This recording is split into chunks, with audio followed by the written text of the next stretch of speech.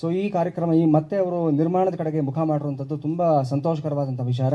So ಅವ್ರ ಚಿತ್ರ ಯಶಸ್ವಿ ಆಗಲಿ, ದೊಡ್ಡ ಮಟ್ಟದಲ್ಲಿ ಹೆಸರು ಬರಲಿ ಅವ್ರಿಗೆ ಅಂತ ನಾನು ಆಶಿಸ್ತೀನಿ.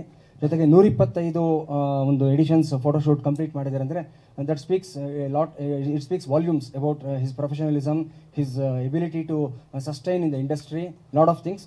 Really hats off to you sir for that. ಒಳ್ಳೆಯದಾಗಲಿ.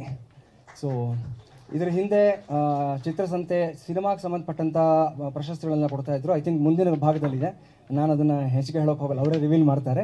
ಈಗ ಬೇರೆ ಕ್ಷೇತ್ರದಲ್ಲಿ ಸಾಧನೆ ಮಾಡಿರೋಂಥವ್ರನ್ನು ಗುರುತಿಸ್ಬಿಟ್ಟು ಅವರು ಪ್ರಶಸ್ತಿಯನ್ನು ಕೊಡ್ತಾ ಇರೋಂಥದ್ದು ನಿಜಕ್ಕೂ ಅದು ತುಂಬ ಒಂದು ಉತ್ತಮವಾದ ಬೆಳವಣಿಗೆ ಅಂತ ನಾನು ಹೇಳೋದಕ್ಕೆ ಇಷ್ಟಪಡ್ತೀನಿ.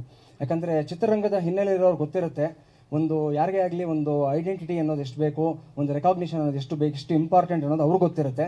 So when they are recognizing people from other background, other sectors ಅಂತಂದರೆ ದಟ್ ವಿಲ್ ಬಿ ರಿಯಲಿ ಒಂದು huge recognition, huge respect for other people also ಅಂತ ನಾನು ಭಾವಿಸ್ತೀನಿ. So advance congratulations. ಬೇರೆ ಯಾರ್ಯಾರು ಅವಾರ್ಡೀಸ್ ಎಲ್ಲ ಇದ್ದಾರೆ ಅವ್ರಿಗೆಲ್ರಿಗೂ ಸಹ. ರಾಗಿಣಿಯವರು ಬಹಳ ಹಿಂದೆಯಿಂದ ಪರಿಚಯ, ಬಹುಶಃ ಅವ್ರು ಮರ್ತಿರ್ಬೋದು. ನಾನು ಸುವರ್ಣ ನ್ಯೂಸ್ನಲ್ಲಿ ಜಾತಕ ಫಲ ಕಾರ್ಯಕ್ರಮ ನಡೆಸ್ತಾ ಇದ್ದಾಗ ಅವರು ನಾವು ಕರೆದಾಗೆಲ್ಲ ವಿಶೇಷವಾದ ಕಾರ್ಯಕ್ರಮಗಳಿಗೆ, ಪೂಜೆಗಳಿಗೆ ಬಂದು ಭಾಗವಹಿಸ್ತಾ ಇದ್ರು.